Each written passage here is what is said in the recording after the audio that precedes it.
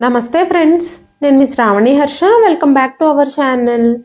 ఇవాళ మన కథ అమెరికా వెళ్ళిపోతూ కొడుకు తన తల్లిదండ్రుల్ని వృద్ధాశ్రమంలో వదిలి ఇంటికి తిరిగొచ్చినప్పుడు తన తండ్రి పెట్టెలో కనిపించిన వస్తువు చూసి అతని కాళ్ళ కింద నేల జారిపోయింది. వెంటనే ఫ్లైట్ టికెట్లు చింపేసి గాల్లోకి విసిరేసి తన తల్లిదండ్రుల కోసం ఆశ్రమానికి పరిగెత్తుకుంటూ వెళ్ళిపోయాడు. ఇంతకీ తన తండ్రి పెట్టెలో ఆ కొడుకు ఏం చూశాడు అనేది ఈ కథలో మనం విందామండి. కథని చివరి వరకు వినండి. నచ్చితే గనక తప్పకుండా ఖచ్చితంగా ఒక్క లైక్ చేయండి. ఈ కథ పైన మీ విలువైన స్పందనని కామెంట్ రూపంలో మాకు తెలియజేయండి. 73 ఏళ్ల జయకృష్ణ గారు ఆ రోజు తన గదిలో నిశ్శబ్దంగా కూర్చొని మంచం మీద పడుకునున్న తన జీవిత భాగస్వామి విమలాదేవిని మాటి మాటికి చూస్తూనే ఉన్నారు. విమలాదేవి గారు ఆస్తమాతో బాధపడుతున్నారు. ఆవిడ ఆరోగ్యం అసలేం బాగోలేదు. చాలా రోజులుగా మంచానికే పరిమితమై ఉంది. ఏ పని చెయ్యలేదు. లెగిస్తే ఆయాసం, కూర్చుంటే ఆయాసం. అందుకే ఎప్పుడూ పడుకునే ఉంటుంది. ఆ అనారోగ్యాన్ని పక్కన పెడితే జయకృష్ణ గారు కూడా ఈ రోజు నిస్సహాయంగా బాధగా ఫీల్ అవుతున్నారు. కానీ ఏ రోగం వల్లో కాదు, తన సొంత కుటుంబం వల్లే. అతను షుగర్ వ్యాధితో ఎప్పటి నుంచో పోరాటం చేస్తూనే ఉన్నాడు. కానీ ఇంట్లో వాళ్లతో మాత్రం ఎలా పోరాడాలో ఆయనకు అర్థం కావడం లేదు. తన బిడ్డ తన బాగోగులు చూసుకోవలసిన ఈ వయసులో తన ఆరోగ్యం గురించి, తన జబ్బుల గురించి తానే చూసుకోవాల్సి వస్తుంది అని ఆలోచించడం మొదలుపెట్టాడు. జయకృష్ణ గారికి, విమలాదేవి గారికి ఒక్కగానొక్క కొడుకు అమర్. పెళ్ళైన 15 సంవత్సరాల తర్వాత అమర్ వాళ్ళ ఒడిలోకి వచ్చాడు. అమర్ పెరిగి పెద్దవాడయ్యే సమయానికి జయకృష్ణ గారు ఇంకా విమలాదేవి గారు చాలా పెద్దవాళ్ళు అయిపోయారు. విమలాదేవి గారు ఇంకా జయకృష్ణ గారు తమ కొడుకు అమర్ని కంటికి రెప్పలా చూసుకునేవారు. అతను నోరు తెరిచి ఇది కావాలి అని అడగడమే ఆలస్యం. అతని కోరికను నెరవేర్చేవారు. అమర్ మొదటి నుంచి చాలా బాగా చదివేవాడు. చాలా తెలివైన వాడు కూడా. విమలాదేవి గారు కూడా కొడుకు చదువు కోసం పగలు రాత్రి అంకితం చేశారు. అమర్ గురించి పెద్ద పెద్ద కలలు కన్నారు. అమర్ చదువుకుంటున్నంతసేపు ఎన్ని పనులున్నా వదిలిపెట్టి ఎంత రాత్రైనా పక్కనే కూర్చునేవారు. జయకృష్ణ గారు కూడా కొడుకు పెద్దయ్యాక కూడా అతని చదువులకు ఎలాంటి ఇబ్బంది కలగనివ్వలేదు. అమర్ పై చదువుల కోసం విదేశాలకు వెళ్లాలనుకున్నప్పుడు జయకృష్ణ గారు, విమలాదేవి గారు కొడుకు కోరిక నెరవేర్చడానికి వాళ్ళ ఊళ్ళో ఉన్న పొలాల్ని, ఇంటిని కూడా అమ్మేసి అద్దింట్లో నివసించడం ప్రారంభించారు. మొత్తానికి తన కొడుకును పెంచడంలో, ప్రయోజకుణ్ణి చేయడంలో, తనకు కావలసినవన్నీ సమకూర్చే క్రమంలో అన్నింటినీ కోల్పోతూ వచ్చారు జయకృష్ణ గారు. జయకృష్ణ గారి స్నేహితులు కూడా ఆస్తంతా అమర్ కోసమే ఖర్చు పెడుతున్నారని, తమ కోసం ఏదైనా పొదుపు చేసుకోమని చెబుతూ ఉండేవారు. కొడుకు కోసం ఇలా ఆస్తంతా ఖర్చు పెడుతూ ఉంటే చివరికి మీకేం మిగులుతుంది? వృద్ధాప్యంలో మిమ్మల్ని ఎవరు చూసుకుంటారు అని స్నేహితులు హెచ్చరించేవారు. కానీ జయకృష్ణ గారు తన స్నేహితుల మాటలు అస్సలు వినలేదు. నా కొడుకే నా నిజమైన ఆస్తి అని ఎప్పుడూ ఆయన చెప్పేవారు. నా కొడుకే నా ధైర్యం, నన్నెప్పటికీ తన చెయ్యి విడవడు అని చెబుతూ ఉన్నప్పుడు ఆయన చాలా గర్వంగా ఫీల్ అయ్యేవారు. ఈ విషయాలపై జయకృష్ణ గారి స్నేహితులు, మీ అబ్బాయి చదువు కోసం ఆస్తులన్నీ అమ్ముకోవాల్సిన అవసరం ఏమొచ్చింది? విదేశాలకు పంపించాల్సి వస్తే బ్యాంకులో లోన్ తీసుకోవచ్చు కదా అని చెప్పారు. ఎడ్యుకేషనల్ లోన్ తీసుకుంటే చదువు అయిపోయాక మీ అబ్బాయే దాన్ని తీర్చుకుంటాడు. ఆస్తులన్నీ అమ్మేసి మీరు అతన్ని అమెరికా పంపిస్తున్నారు. ఇప్పుడు మీకు వృద్ధాప్యం సమీపిస్తోంది. మీరు ఏ ఆధారము లేకుండా పూర్తిగా కొడుకు మీదే ఆధారపడి ఉంటున్నారు. ఇప్పుడు ఈ లోన్ కూడా మీరు మీ నెత్తి మీదే వేసుకుంటే మీరు ఎక్కడి నుంచి కడతారు అని చెప్పేవారు. కానీ జయకృష్ణ గారు మాత్రం కొడుకు చదువు కోసం బ్యాంకులో లోన్ తీసుకోమని కొడుకుని ఇబ్బంది పెట్టలేదు. పిల్లల చదువు తల్లిదండ్రుల కర్తవ్యమే అవుతుంది. పిల్లలు తామే స్వయంగా డబ్బులు చెల్లించి చదువుకుంటే తల్లిదండ్రులు తమ కోసం ఏమీ చేయలేదని వాళ్ళు భావిస్తారు కదా అనుకున్నారు జయకృష్ణ గారు. ఆ సమయంలో జయకృష్ణ గారికి తన కొడుకు ఎట్టి పరిస్థితుల్లోనూ వృద్ధాప్యంలో తనకి ఆసరాగా ఉంటాడని తన కొడుకు మీద చాలా విశ్వాసం ఉండేది. ఆయన నా కొడుకు మిగతా పిల్లల్లాగా కాదు, నా కొడుకు మీద నాకు పూర్తి నమ్మకం ఉంది అని అందరితో చెబుతూ ఉండేవారు. అనుకున్నట్టుగానే అమర్ విదేశాల్లో చదువు పూర్తి చేసుకొని స్వదేశానికి తిరిగొచ్చాడు. ఇండియాలోనే ఒక మంచి ఉద్యోగాన్ని సంపాదించాడు. ఆ తర్వాత అతను ఒక ఇండియన్ అమ్మాయిని మాత్రమే పెళ్లి చేసుకోవాలి అని అనుకున్నాడు. విమలాదేవి గారు, జయకృష్ణ గారు అమర్కి ఒక మంచి సంబంధం చూసి తనకు నచ్చిన అమ్మాయి సునీతతో వివాహం జరిపించారు. అమర్ ఇప్పుడు తన కుటుంబంతో, తల్లిదండ్రులతో పాటు కలిసే ఉంటున్నాడు. ఈ రోజు అతను ఒక పెద్ద ఎంఎన్సి కంపెనీలో ఉన్నత హోదాలో పనిచేస్తున్నాడు. మంచి జీతం తీసుకుంటున్నాడు. తన సంపాదనతో లోన్ తీసుకొని ఒక పెద్ద ఇల్లు కొనుక్కొని తల్లి, తండ్రి, భార్యతో కలిసి ఉంటున్నాడు. అయితే మళ్ళీ విదేశాలకు వెళ్ళిపోయి అక్కడే మంచి ఉద్యోగం సంపాదించి తన జీవితాన్ని అక్కడే గడపాలని ఆశ కూడా పడుతున్నాడు. గత జ్ఞాపకాల్లో మునిగిపోయిన జయకృష్ణ గారు అకస్మాత్తుగా తన కొడుకు, కోడలు గదిలో నుంచి వస్తున్న మాటల శబ్దానికి వర్తమానంలోకి వచ్చారు. సునీత, సామాన్లన్నీ సరిగ్గా జాగ్రత్తగా వదిలిపెట్టకుండా చూడు. మా నాన్నగారికి స్వెటర్లు, రగ్గులు ఉండేలా చూడు. ఎందుకంటే ఆయన అస్సలు చలికి తట్టుకోలేరు. భోజనం చేశాక ఆయన వేసుకునే మందులు అస్సలు మర్చిపోవద్దు. మా అమ్మ వేసుకోవాల్సిన మందులు కూడా జాగ్రత్తగా సర్దు అని చెబుతూ ఉండగానే సునీత అమర్తో, నువ్వేం కంగారు పడుకు అమర్, నేను ప్రతి విషయాన్ని చాలా జాగ్రత్తగా చూసుకుంటాను. ఏమైనా లేకపోయినా బయట నుంచి అక్కడ తెచ్చుకోవచ్చులే. అక్కడ చాలా మంది వీళ్ళ వయసు వాళ్ళు ఉంటారు కదా. ఆయనకి ఏం కావాలంటే అవి మామయ్య గారే అక్కడ మేనేజర్ని అడుగుతారు, వాళ్లే తెచ్చి పెడతారు. మీరు ప్రతి దాని గురించి ఆందోళన చెందుతున్నారు. అక్కడ వాళ్ళకి ఎలాంటి ఇబ్బంది ఉండదు అంటూ అమర్ వైపు చూస్తూ అంది సునీత. వెంటనే అమర్, సరే అలాగైతే రేపు ఉదయాన్నే మా అమ్మ నాన్నలిద్దరిని అక్కడ దించాలి. ఏది ఏమైనప్పటికీ 10 రోజుల్లో మన అమెరికా ప్రయాణం ఉంది. ఈ లోపుగానే మనం ఈ ఇంటిని, ఈ ఇంట్లో ఉన్న ఫర్నిచర్ని, ఇతర వస్తువులన్నింటినీ అమ్మేయాలి. ఈ పనులన్నీ చేయడానికి మనకు టైం అస్సలు సరిపోతుందో లేదో అంటున్నాడు అమర్. జయకృష్ణ గారు తన గదిలోనే కూర్చొని మళ్ళీ ఆలోచించడం మొదలుపెట్టారు. అమర్ భార్య సునీత ఒక మంచి హౌస్ వైఫ్. అందువల్ల ఇంటిని చాలా చక్కగా నిర్వహించేది. అమర్ పెళ్ళయ్యేసరికి విమలాదేవి గారి వయసు పెరగటంతో ఆవిడ ఆరోగ్యం అస్సలు బాగుండడం లేదు. అందుకే అమర్కి పెళ్లి జరగగానే ఇంటి బాధ్యతలన్నింటినీ విమలాదేవి గారు సునీత చేతికి అప్పగించేశారు. కానీ సునీత తన దృష్టిలో మాత్రం ఎప్పుడూ అత్తమామలు తనని ప్రతి క్షణం ఇబ్బంది పెడుతూనే ఉన్నారు అని ఫీల్ అవుతూ ఉండేది. ఆ కారణంగానే ఆమె ఎప్పుడూ ఆందోళన చెందుతూ ఉండేది. అంతేకాకుండా సునీత, నాకు పెళ్ళై ఎన్నో రోజులు కావడం లేదు, అయినా సరే మా అత్తగారి ఇంటి భారమంతా నా మీదే మోపారు. నేను రాత్రి పగలు అత్తగారికి, మామగారికి సేవలు చెయ్యాలి అంటూ భర్తతో ప్రతిసారి గొడవ పెట్టుకోవడానికే ప్రయత్నించేది. అమర్ ఏదైనా మాట్లాడడానికి ప్రయత్నిస్తే ఆమె అతనిపై కోపంగా ఉండేది. మీకేం తెలుసు, మీరు రోజంతా ఇంట్లో ఉండరు. నేను చెప్పింది కరెక్టే కదా. నేను రోజు ఏమేం పనులు చేయాల్సి వస్తుందో మీకు తెలుసా? మీరు ఉదయం ఆఫీస్కి వెళ్తే సాయంత్రం ఎప్పుడో వస్తారు.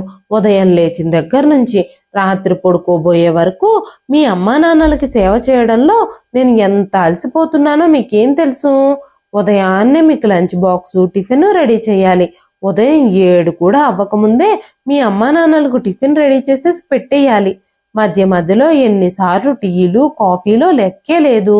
ఉదయం 11 కూడా కాకముందే ప్రత్యేకంగా తయారు చేసిన ఒక తేలికపాటి భోజనాన్ని మీ అమ్మగారికి, మీ నాన్నగారికి వడ్డించాలి.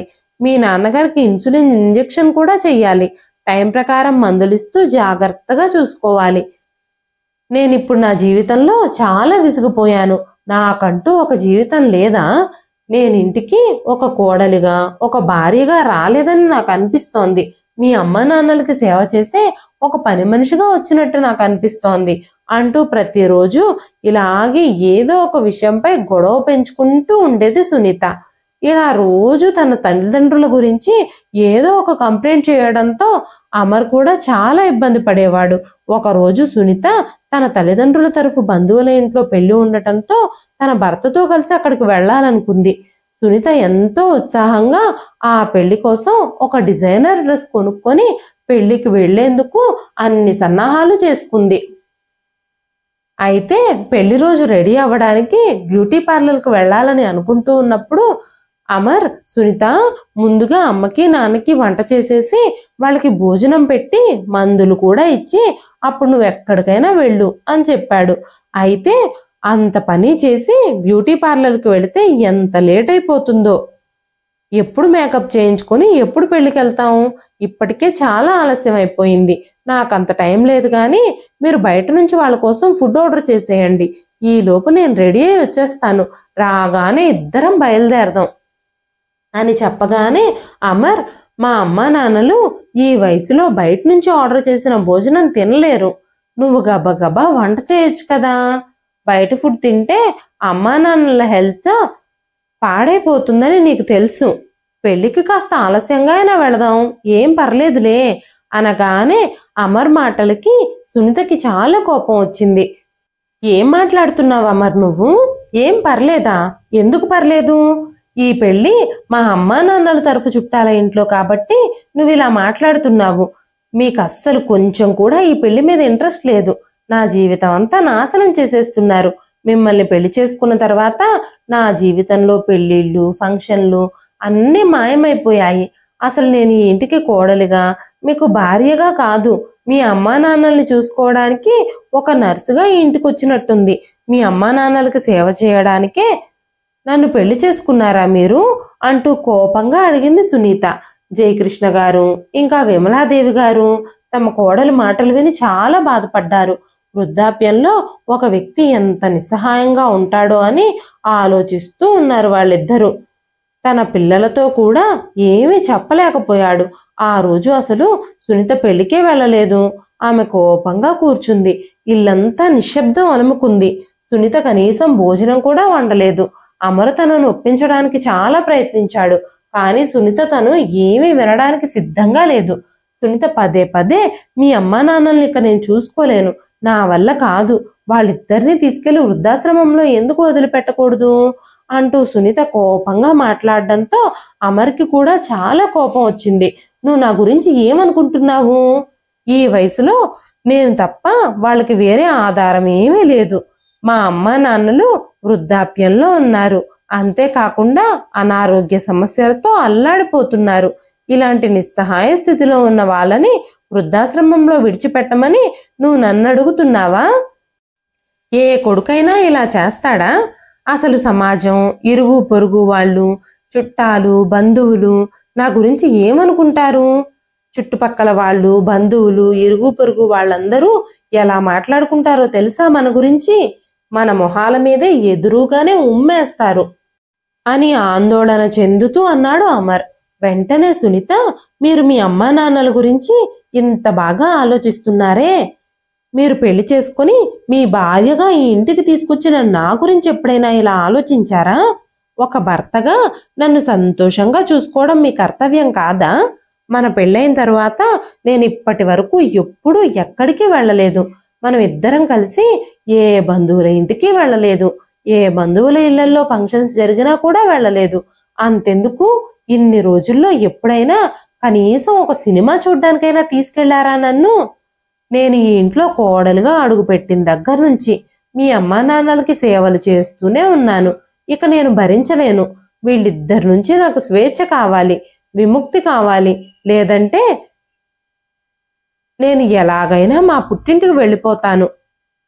ఇక్కడి నుండి నేను మా పుట్టింటికి వెళ్ళిపోయాను అంటే నేను ఇంకెప్పటికీ తిరిగి రాను అని చెప్పింది సునీత. సునీత మాటలు విని సైలెంట్గా అయిపోయాడు అమర్. అమర్ సునీతతో ఏమీ మాట్లాడలేకపోయాడు. అప్పుడు వెంటనే సునీత, ఒక పని చేస్తారా? మీకు అమెరికా ఆఫర్ వచ్చేలా ఉందని మీరు ఎప్పటి నుంచో చెప్తున్నారు కదా, ఒకవేళ ఆ ఆఫర్ గనక వస్తే దాన్ని యాక్సెప్ట్ చెయ్యండి. ఇద్దరం కలిసి అమెరికా వెళ్ళిపోవచ్చు. అక్కడ మన జీవితానికి సంబంధించిన ఏర్పాట్లన్నీ చేసుకోవచ్చు అని చెప్పి సునీత తన ఆలోచనలన్నింటినీ వివరిస్తూ చిరునవ్వుతో భర్తకు చెప్పింది. మరుసటి రోజు ఎప్పట్లాగానే అమర్ ఆఫీస్కి వెళ్ళిపోయాడు. ఆఫీస్లో ఉన్నప్పుడే అతను తన మెయిల్స్ చెక్ చేసుకున్నప్పుడు అమర్ కళ్ళు ఆశ్చర్యంతో నిండిపోయాయి. అతడు ఆనందంతో గంతులు వేశాడు. వెంటనే సునీతకు ఫోన్ చేసి, సునీత, నాకు అమెరికాలో మంచి ఉద్యోగం వచ్చింది, చాలా మంచి ప్యాకేజ్ ఇస్తున్నారు, ఇప్పుడు మన కలలన్నీ నెరవేరతాయి అంటూ ఫోన్లో మాట్లాడుతూనే ఉన్నప్పుడు అమర్ సునీతకి శుభవార్త చెప్పటంతో ఆమె మొహం ఆనందంతో వెలిగిపోయింది. ఇప్పుడు సునీత తన అత్తమామలకి సేవ చేయడం నుంచి విముక్తి లభిస్తుంది అని తలుచుకొని చాలా సంతోషించింది. ఇప్పుడిక తను తన జీవితాన్ని స్వేచ్ఛగా గడపొచ్చు, తను ఏది కోరుకుంటే అదే చెయ్యొచ్చు అని ఆలోచిస్తూనే చాలా సంతోషించింది సునీత. సాయంత్రం అమర్ ఆఫీస్ నుంచి వచ్చేటప్పుడు తనకి అమెరికా ఆఫర్ రావటంతో ఒక స్వీట్ బాక్స్ తీసుకొని తన తల్లిదండ్రుల గదిలోకి వెళ్లేసరికి జయకృష్ణ గారు గదిలో లేరు. బహుశా ఆయన బాత్రూంకి వెళ్ళుంటారు అనుకున్నాడు అమర్. అప్పుడే అమర్ తల్లి విమలాదేవి గారు గట్టిగా దగ్గుతున్నారు.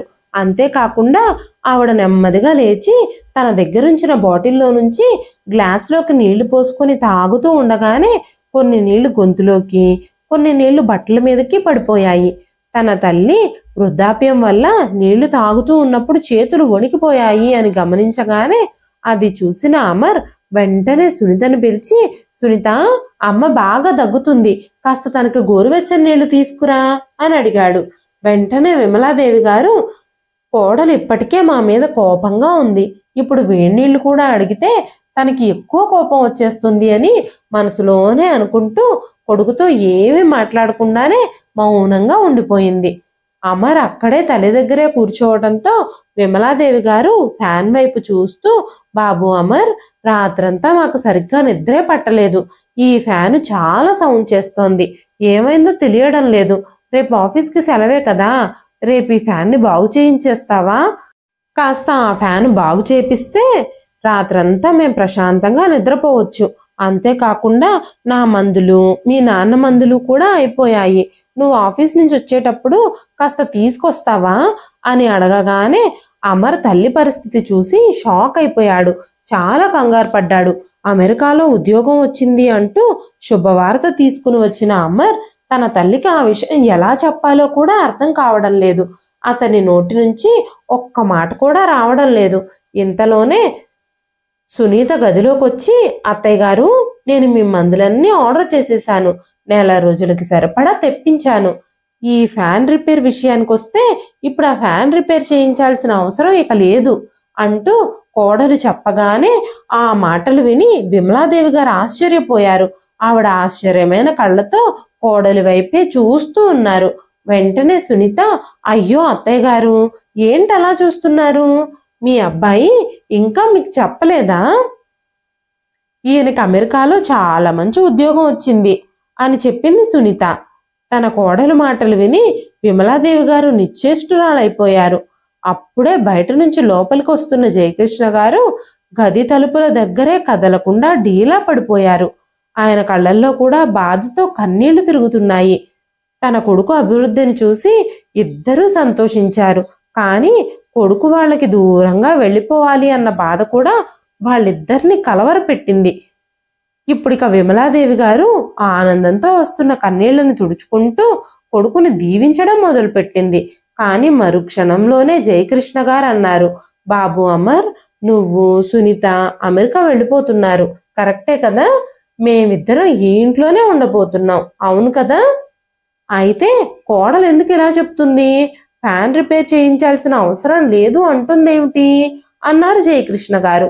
ఆ మాటలు విన్న తర్వాత విమలాదేవి గారు, మీరేం మాట్లాడుతున్నారండి, కొడుకు కోడలు అమెరికా వెళ్ళిపోతున్నారు కదా, మన అబ్బాయి మనకి ఒక్కడే కొడుకు, ఈ వయసులో తనే మనకి ఆసరా, అలాంటప్పుడు మనల్ని వదిలేసి ఒక్కడే ఎందుకు వెళ్తాడు, నేను కరెక్ట్గానే చెప్పాను కదా అమర్ అంటూ విమలాదేవి గారు, మీ నాన్న నువ్వేం చెప్తున్నావో అర్థం చేసుకోలేకపోతున్నారు, మీ నాన్నకు కొంచెం అర్థమయ్యేలా చెప్పమర్ అన్నారు.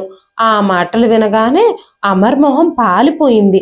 తన నుదుటి నుంచి చెమటలు కూడా రావడం మొదలయ్యాయి. అంతేకాకుండా అదే సమయంలో సునీత అమర్ ముందు నిలబడి తనకి సైగలు చేస్తూ కళ్ళతోనే సంకేతాలు ఇవ్వడం ప్రారంభించింది. మీ అమ్మా నాన్నని ఆశ్రమానికి పంపిస్తున్నట్టు చెప్పమని కళ్ళతోనే సైగ చేస్తోంది. కానీ ఎవ్వరికీ తన అభిప్రాయాలు చెప్పడానికి మాటలు దొరకడం లేదు. మరోవైపు కొడుకు కోడలు మౌనంగా ఉండడం చూసిన జయకృష్ణ గారికి వెంటనే విషయం అర్థమైంది. వెంటనే జయకృష్ణ గారు, మీ ఇద్దరి మధ్య ఏం జరుగుతుంది, మీరు కళ్ళతోనే ఏం మాట్లాడుకుంటున్నారు అనగానే అమర్ మాట్లాడుతూ, నాన్న మీరిద్దరూ నేను చెప్పే జాగ్రత్తగా వినండి అంటూ అమర్ తడబడుతూ మాట్లాడుతూ ఉండగా సునీత భర్త మాటలకు అడ్డుపడి, ఏంటండి మీరు ఏమి మాట్లాడరేంటి? ఇప్పుడు అత్తయ్య మామయ్య వాళ్ళిద్దరూ వృద్ధాశ్రమంలో ఉండాల్సి వస్తుందని మీరు స్పష్టంగా చెప్పండి అనగానే సునీత ఆ మాటలు విన్న విమలాదేవి గారు జయకృష్ణ గారు ఇద్దరూ షాక్ అయిపోయారు. ఇప్పుడు విమలాదేవి గారు తన శరీరంలో అసలు ప్రాణమే లేదన్నట్టు ఫీల్ అవ్వడం మొదలుపెట్టారు. ఆమెకు చాలా బాధగా అనిపించింది. కొడుకుని కోడల్ని లాగిపెట్టి కొట్టాలనిపించింది. కానీ అలా చేసి కొడుకు కోడలి పరువు తీయాలి అని అనుకోలేదు. అందుకే నోరు మూసుకొని కళ్ళల్లో నీళ్లు కారిపోతూ ఉండగానే మంచం దగ్గర కూర్చుంది. తన భార్య దీన పరిస్థితిని అర్థం చేసుకున్న జయకృష్ణ గారు ఆవిడ భుజంపై చెయ్యి వేసి విమలాదేవి గారిని ఓదార్చారు. ఆ తరువాత జయకృష్ణ గారు తన కన్నీళ్లని దాచుకొని కొడుకుతో ధీమాగా చెప్పారు, మీరిద్దరూ విదేశాలకు వెళ్ళిపోతుంటే మమ్మల్ని వృద్ధాశ్రమానికి పంపించాల్సిన అవసరం ఏముంది? ఎలాగోలాగా మేము ఈ ఇంట్లోనే జీవిస్తాం. నేను కూడా మీ అమ్మని చూసుకునేంత సామర్థ్యం కలిగే ఉన్నాను. ఈ ఇంట్లోనే ఉంటూ మీ అమ్మని జాగ్రత్తగా చూసుకుంటూ మా మిగిలిన జీవితాన్ని వెళ్ళదీస్తాం అని చెప్పగానే అమర్ వెంటనే, నాన్న అక్కడికి వెళ్ళాలంటే ఈ ఇల్లు అమ్మేయాలి. అమెరికాలో ఒక చిన్న ఇంటికి కూడా అద్దె చాలా ఎక్కువ. అందుకే ఈ ఇల్లు అమ్మేసి వచ్చిన డబ్బులతో మేము అమెరికా వెళ్ళిపోయి అక్కడ ఏదైనా చిన్న ఇల్లు తీసుకుందాం అనుకుంటున్నాం. తర్వాత మెల్లగా డబ్బులు చూసుకొని ఒక పెద్ద ఇల్లు కొనుక్కుంటాం. కానీ మీరేం బాధపడకండి. మీ పట్ల నా బాధ్యతల్ని నేను ఖచ్చితంగా నెరవేరుస్తాను.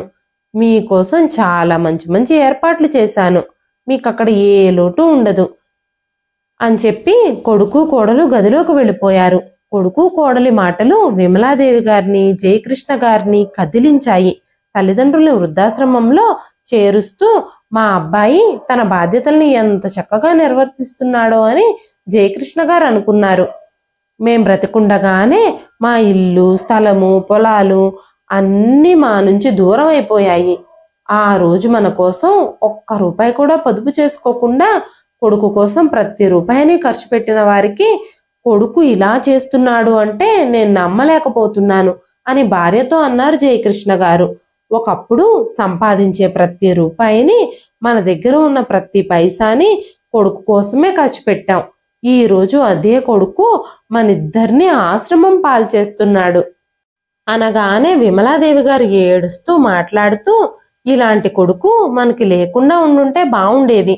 కనీసం ఒక్కసారైనా మన కొడుకు అమ్మా నాన్న మీరు కూడా మాతో పాటు రండి అని మాట వరుసకైనా చెప్పలేదు. మీరు మీ వృద్ధాప్యంలో మాతో పాటే ఉండండి అని కూడా అనలేదు. ఇప్పుడు తన భవిష్యత్తు కోసం తల్లిదండ్రుల్ని త్యాగం చేస్తున్నాడు మన కొడుకు అని చాలా బాధపడ్డారిద్దరు. కొడుకు మాటలు విన్న జయకృష్ణ గారు విమలాదేవి గారు ఈ వయసులో కూడా ఈ ముసలి కళ్ళు చూడాల్సినవి చాలానే ఉన్నాయి అని గ్రహించారు. అమెరికా బయలుదేరడానికి 15 రోజులు మాత్రమే మిగిలిన్నాయి. సునీత బయలుదేరడానికి అప్పుడే ప్యాకింగ్లు మొదలు పెట్టేసింది. ఇంట్లో సామాన్లన్నీ సర్దుతూ సునీత విమలాదేవి గారితో, ఈ ఇంట్లో మీ ఇష్టం వచ్చిన సామాన్లన్నీ కొని ఇల్లంతా ఎలా నింపేశారో చూడండి అనగానే విమలాదేవి గారు, అమ్మ సునీత ఇదంతా చెత్త కాదు, నా ఇంటి కోసం నేను కొన్న వస్తువులు ఇవి. ఈ వస్తువులు నేను చాలా ఇష్టంగా కొని దాచిపెట్టాను. ఈ వస్తువులతో నాకు చాలా జ్ఞాపకాలున్నాయి. కానీ ఈరోజు ఈ విషయాలేవి మీకు అవసరం లేదు అన్నారు విమలాదేవి గారు. అత్తయ్య గారు మీరెన్ని చెప్పినా వీటన్నిటినీ మేము అమ్మేయబోతున్నాం. ఎందుకంటే వీటితో మనకి ఇంకా ఎలాంటి అవసరమూ లేదు.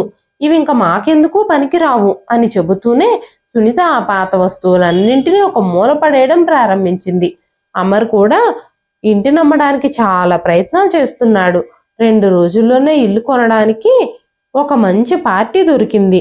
వెంటనే అమర్ తన తల్లిని తండ్రిని వృద్ధాశ్రమానికి పంపించడానికి పూర్తి సన్నాహాలు చేసేశాడు. సునీత తన అత్తామామల వస్తువులన్నీ సర్దుతోంది. వెళ్ళేటప్పుడు విమలాదేవి గారు ఇంకా జయకృష్ణ గారు బాధతో ఆ ఇంటి వైపు చూశారు. మరోవైపు జయకృష్ణ గారు ఆలోచించడం ప్రారంభించారు. తల్లిదండ్రుల గురించి ఒక్క క్షణం కూడా ఆలోచించని కొడుకు నా కొడుకు. తను అలాంటి వాడని నేను అస్సలు ఇప్పటి వరకు ఊహించలేదు. నేను ఇప్పటి వరకు నా కొడుకు కోసం ఎన్ని చేశాను. అయినా సరే వృద్ధాప్యంలో మనిషి నిరుపయోగంగా మారతాడు కాబోలు అనుకున్నారు జయకృష్ణ గారు. తను స్వయంగా ఏ పని చేయలేనప్పుడు, ఎలాంటి డబ్బు సంపాదించలేనప్పుడు తల్లిదండ్రులు ఎక్కడికైనా ఏ విధంగానైనా విసిరేయబడతారు. అది ఆ ఇంటి ఖాళీ మూలకైనా, స్టోర్ రూమ్ అయినా, వృద్ధాశ్రమమైనా, రోడ్డైనా, గుడైనా కావచ్చు అని మనసులోనే అనుకున్నారు జయకృష్ణ గారు. ఆశ్రమానికి వెళుతున్న విమలాదేవి గారు కారులో కూర్చుని తన భర్త ముడతలు పడిపోయిన మొహంలోకి చూస్తూ ఉండిపోయింది. విమలాదేవి గారు ఏమీ మాట్లాడకముందే ఆయన మనసులో జరుగుతున్న కల్లోలం, తన బాధ జయకృష్ణ గారు పూర్తిగా వినగలిగారు. ఇంతలోనే తన ఆలోచన నుంచి బయటకు వచ్చి గొంతు పెంచుకొని అమర్ని పిలిచాడు. వెంటనే అమర్, నాన్న, మనం కాసేపట్లో ఆశ్రమానికి చేరుకోబోతున్నాం అని చెప్పాడు. వెంటనే జయకృష్ణ గారు, విమలాదేవి గారు తమ తమ హృదయాల్లో ఉన్న బాధల్ని, తమ నిస్సహాయతని ఒక మూలకి దాచేసుకున్నారు. కొడుకు కోడలు ఇద్దరూ కలిసి తమిద్దరిని ఆశ్రమానికి పంపించేశారు. తిరిగి ఇంటికొచ్చిన తర్వాత అమర్ ఆ ఇంటిని అమ్మడానికి ఇంటి డాక్యుమెంట్స్ అన్నీ తీయడం మొదలు పెట్టాడు. అప్పుడే తన తండ్రి గదిలో నుంచి సునీత గట్టిగా పిలిచింది. వెంటనే అమర్ తన తండ్రి గదికి వెళ్ళాడు. అప్పుడు సునీత, మీ నాన్నగారి గదిలో ఈ ట్రంక్ పెట్టుంది. మీ అమ్మ తన పాత వస్తువులన్నీ దీంట్లోనే దాచిపెడుతుంది. మళ్ళీ భద్రంగా తాళం వేసి జాగ్రత్తగా దాచిపెడుతుంది. ఒకసారి తాళం పగలగొట్టి ఇందులో ఏమున్నాయో చూడండి అంది సునీత. వెంటనే అమర్ తాళం పగలగొట్టాడు. ఆ పెట్టెలో చాలా సామాన్లున్నాయి. అవన్నీ అమర్కి సంబంధించినవే. వాటిని కొనడానికి తన తండ్రి ఎన్నిసార్లు ఓవర్ టైం పనిచేశాడో అతనికి కూడా తెలియదు. అవన్నీ చూడగానే అమర్ కళ్ళల్లో నీళ్లు తిరిగాయి. అయినా ధైర్యం చేసుకుని వణుకుతున్న చేతులతో ఆ పెట్టెలోంచి ఒక్కొక్క వస్తువుని బయటకు తీసి ఎదురుగా పెట్టడం మొదలుపెట్టాడు. అమర్ తన చిన్నతనంలో గీసిన బొమ్మ ఒకటి ఆ పెట్టెలో కనిపించింది. అతను తల్లి తండ్రి చెయ్యి పట్టుకుని నడుస్తున్న చిత్రం గుర్తు చేసుకోవడం మొదలుపెట్టాడు. ఈ బొమ్మ గీస్తూ ఉన్నప్పుడు తన తల్లిదండ్రుల చేతుల్ని జీవితాంతం ఇలాగే పట్టుకుంటానని తను వాగ్దానం చేశాడు. ఈ రోజు ఆ వాగ్దానాన్ని పూర్తిగా గంగలో కలిపేశాడు అమర్. ఆ అవమాన భారంతో అమర్ భూమిలోకి కూరుకుపోతున్నట్టుగా అనిపించింది. ఇంకా ఆ పెట్టెలోకే చూస్తూ ఉన్నప్పుడు అందులో ఇంకొక కవర్ కనిపించింది. ఆ కవర్లో ఏవో పేపర్లున్నాయి. వాటిని తెరిచి చూస్తూనే అమర్ అలాగే ఫ్రీజ్ అయిపోయి ఉండిపోయాడు.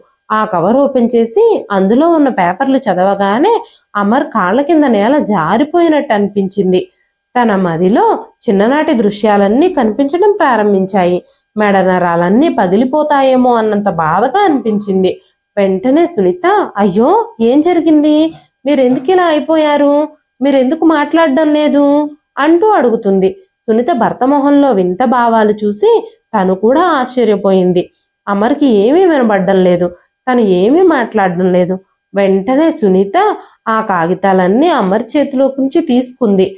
ఉత్సాహంతో ఆ పేపర్లు చదవడం మొదలుపెట్టింది.